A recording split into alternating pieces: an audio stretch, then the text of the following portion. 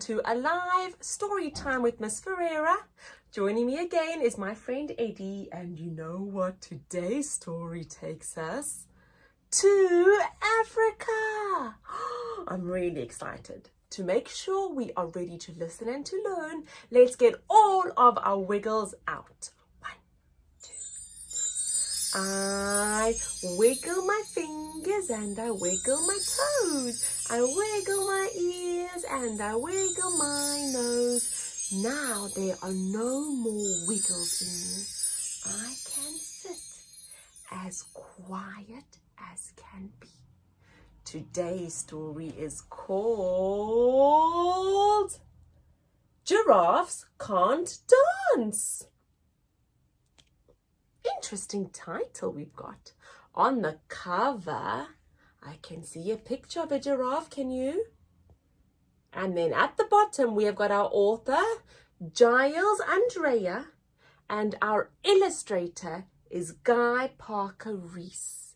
Our illustrator is the person that draws all the pictures. Here is our book's spine. And on the back cover, we can read the blurb. Let's see what it says.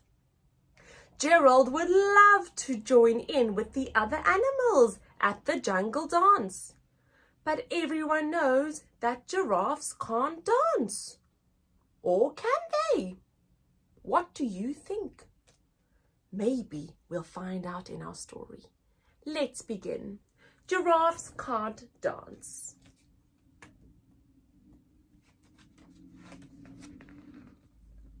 Gerald was a tall giraffe whose neck was long and slim, but his knees were awfully bandy and his legs were rather thin.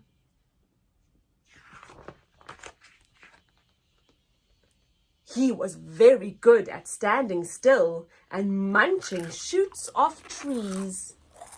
But when he tried to run around, he buckled at the knees. Now, every year in Africa, they hold the jungle dance, where every single animal turns up to skip and prance. And this year, when the day arrived, poor Gerald felt so sad, because when it came to dancing, he was really very bad. The warthogs started waltzing, and the rhinos rock and rolled. The lions danced a tango, which was elegant and bold.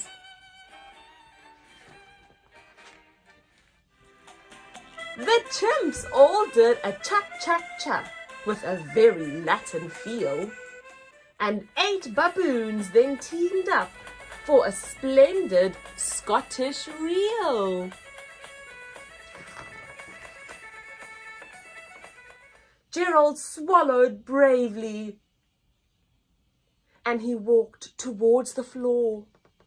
But the lions saw him coming, and they soon began to roar. "Hey, look at clumsy Gerald!" The animals all laughed. "Giraffes can't dance, you silly fool.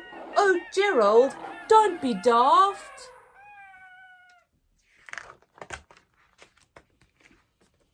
Gerald simply froze up. He was rooted to the spot. "They're right," he thought. "I'm useless. Oh, I feel like such a clot." So he crept off from the dance floor and he started walking home. He never felt so sad before. So sad and so alone. Then he found a little clearing and he looked up at the sky. "The moon can be so beautiful," he whispered with a sigh. "Excuse me," coughed a cricket, who'd seen Gerald earlier on. "But sometimes when you're different, you just need a different song."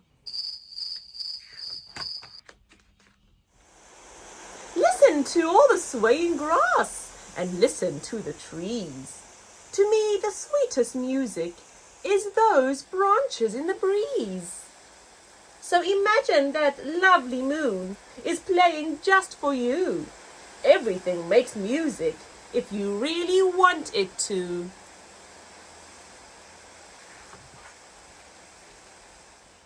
With that, the cricket smiled and picked up his violin. Then Gerald felt his body do the most amazing thing. His hooves had started shuffling, making circles on the ground.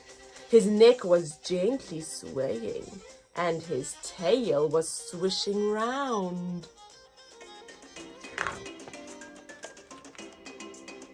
He threw his arms out sideways, and he swung them everywhere. Then he did a backward somersault and leapt up in the air. Gerald felt so wonderful. His mouth was open wide. I am dancing. Yes, I'm dancing. I am dancing, Gerald cried.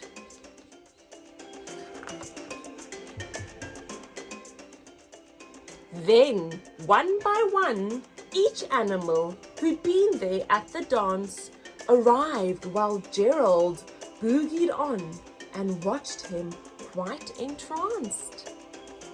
They shouted, "It's a miracle! We must be in a dream!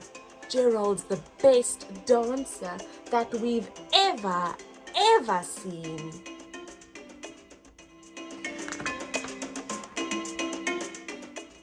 How is it you can dance like that?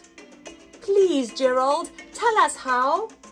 But Gerald simply twizzled round and finished with a bow.